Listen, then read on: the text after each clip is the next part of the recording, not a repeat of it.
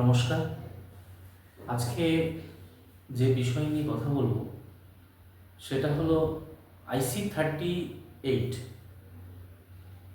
Insurance agency নেওয়ার ক্ষেত্রে যে পরীক্ষাটা বাধ্যতামূলক IRDA-র তরফ থেকে করা হয়েছে, সেই পরীক্ষা সংক্রান্ত কিছু টিপস আমি আপনাদের দেব এবং যেটা নিলে আমার মনে হয় পাশ করাটা অনেক সহজ হবে।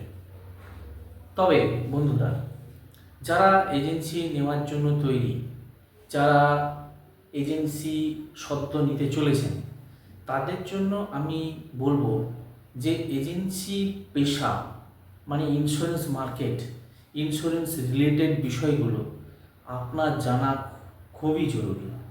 এবং সেটার জন্য IC38 একটি বই আছে, সেই বইটি আপনি অনলাইনেও পেতে পারেন। এছাড়া আপনি যে কোম্পানি বা যে সংস্থায় এজেন্সি নিচ্ছেন সেখানকার অফিস থেকেও সেই বইটা নিতে পারেন। প্রথম কথা হলো যে এই সাবজেক্টটা না জানলে আপনার কাজ করা সমস্যা হবে। কিন্তু আমি আপনাদের আজকে কিছু টেকনিক শেখাবো, যে টেকনিক বা পদ্ধতি যেটা জানলে পরীক্ষাতে পাশ করাটা অনেক সহজ হবে। দেখুন, পাশ করা এবং কাজ করা দুটো জিনিস একেবারে ডিফারেন্ট জিনিস। কারণ পাশ করাটা হলো বাধ্যতামূলক এবং কাজ করাটা হলো আমাদের পরবর্তী স্টেপ। যাই হোক, কথা না বাড়িয়ে আমি শুধু আপনাদের একটা রিকোয়েস্ট করব, এই চ্যানেলটিকে সাবস্ক্রাইব করার জন্য এবং বেল আইকন দাবানোর জন্য, যাতে আমি যখনই নতুন নতুন কোনো আইডিয়া শেয়ার করব প্রথমে আপনি যাতে পান। তো যাই হোক, আজকের ভিডিওটা শেষ পর্যন্ত দেখার অনুরোধ রইল। তো প্রথমে আমরা শুরু করছি কি, যে আমরা বোর্ডের যে এক্সামগুলো আজ পর্যন্ত দিয়ে এসেছি, মাধ্যমিক, এইচএস, যে ধরনের এক্সামগুলো দিয়ে এসেছি, আমরা দেখেছি যে এই ধরনের এক্সামগুলোতে বেশিরভাগ ক্ষেত্রে হয় কি, যে পরীক্ষা যিনি দিচ্ছেন, পরীক্ষার্থী, ওনাকে ঘাবড়ে দেওয়ার মতো কিছু জিনিস করা হয়। যারা কোশ্চেন সেট আপ করেন তারা কিন্তু এই পদ্ধতিগুলো মেনটেন করেন। যেরকম কী জিনিস, যেমন ধরুন, প্রথমত দেখবেন যে একেবারে শেষের যে কোশ্চেনগুলো থাকে, একেবারে শেষের দিকে, সে অনলাইনই হোক বা অফলাইনই হোক, সেই শেষের কোশ্চেনগুলোর ক্ষেত্রে আমরা দেখেছি যে সেগুলো অনেক ইজি থাকে। কিন্তু সমস্যা হয় কি, পরীক্ষার্থী তাড়াহুড়োর মধ্যে যখন পরীক্ষা শেষ করতে চলেছে, তখন ওই সহজ যে প্রশ্নগুলো থাকে সেগুলোর ক্ষেত্রে অনেক সময় স্কিপ করে যায়। তো সেটার জন্য আমার প্রথম আপনাদেরকে বলা, যে আপনি যখন হলে ঢুকছেন, হলে ঢুকে প্রথমে আপনার কাজ হলো প্রথম 1 থেকে 50টা যে প্রশ্ন থাকবে, 50টা প্রশ্নের জন্য 50টা নাম্বার আপনাকে দেবে এবং এর মধ্যে কোনো নেগেটিভ মার্কিং নেই। 50টার মধ্যে আপনাকে পেতে হবে মাত্র 15 নাম্বার।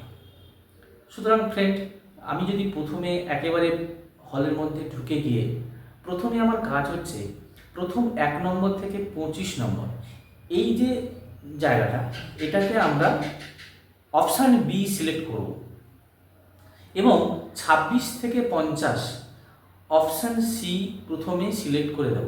দেখুন, এই টোটাল সিলেক্ট করতে আমার সময় লাগবে খুব বেশি হলে 1 থেকে 2 মিনিট। এটা কমপ্লিট হয়ে যাওয়ার পর, এটা মানে যে এইগুলোই অ্যান্সার হবে এমনটা নয়। কিন্তু প্রথম কথা হচ্ছে, আমরা দেখেছি অনেক পরীক্ষার্থী পরীক্ষার প্রশ্নপত্র বুঝে অ্যান্সার দিতে দিতে দেখা গেল শেষে আর সময় নেই। আমাকে অনেক পরীক্ষার্থী এসে বলেছে, স্যার লাস্টের আমি 5টা কোশ্চেন দেখতে সময় পাইনি, এটা অর্থাৎ টাচ করার সময় পাইনি। সুতরাং আমি প্রথমে কাজ করবো কি, যে একটার থেকে আমি টাচ করে দেবো। সেকেন্ড হলো যে এরপরে আমার কাজ হবে পেছনের দিক থেকে প্রত্যেকটা প্রশ্নকে পড়ে বুঝে, যেটার ক্ষেত্রে মনে হবে যে না, এটা আমার জানা এবং এই প্রশ্নের উত্তরটা আমি দিতে পারবো, সেটাতে খালি চেঞ্জ করবেন। চেঞ্জ মানে কি, যদি চেঞ্জ করার থাকে চেঞ্জ করবেন। ধরুন আপনি প্রথম থেকে অপশান বি দিয়েছেন 25টা এবং 26 থেকে তারপরে 25টাতে আপনি অপশান সি দিয়েছেন, কিন্তু দেখা গেল আপনি যেটা ভাবছেন বা আপনার যেটা জানা সেই অ্যান্সারটা ধরুন অপশান ডি হচ্ছে, সেক্ষেত্রে কী করবেন? সেক্ষেত্রে আপনাকে চেঞ্জ করতে হবে যদি আপনার মনে হয় যে শিওর এটা চেঞ্জ হবে। এছাড়া আর একটি বিষয় যেটা বলবো, যে অনেক সময় দেখবেন 4টে অপশান থাকে, একটা প্রশ্নের 4টে অপশান থাকে, মাল্টিপল চয়েস টাইপের। তো সেখানে দেখা গেল লেখা আছে যে নিচের সবকটি, অ্যান্সার দিয়েছে নিচের সবকটি, বা 1 নম্বর, 2 নম্বর, 3 নম্বর, বা উপরের সবকটি, বা নিচের সবকটি। এই ক্ষেত্রে সাধারণত অ্যান্সার হয় উপরের সবকটি বা নিচের সবকটি। এরকম কিছু যদি টিপস নিয়ে আপনি পরীক্ষা দেন, আমার মনে হয় আপনার কাছে অনেক সহজ হবে। তবে এই টিপস নিয়ে আপনি 10-12 নাম্বার কিন্তু পেতে পারেন। খালি আপনাকে 4-5 নাম্বারের জন্য একটু পড়াশুনো করতে হবে, জানতে হবে। দেখুন, এজেন্সি পেশায় যদি আপনি সত্যিই সফল হতে চান, তাহলে আপনার পেশা সম্পর্কে, ইন্স্যুরেন্স মার্কেট সম্পর্কে, ইন্স্যুরেন্স রিলেটেড যে বিষয় সম্পর্কে আপনার জানা জরুরি। যাই হোক, আপনাদের ভবিষ্যৎ আরও উজ্জ্বল হোক, আপনারা এই প্রফেশনে অনেক অনেক এগিয়ে চলুন, এই বলে আমার বক্তব্য শেষ করলাম। ধন্যবাদ।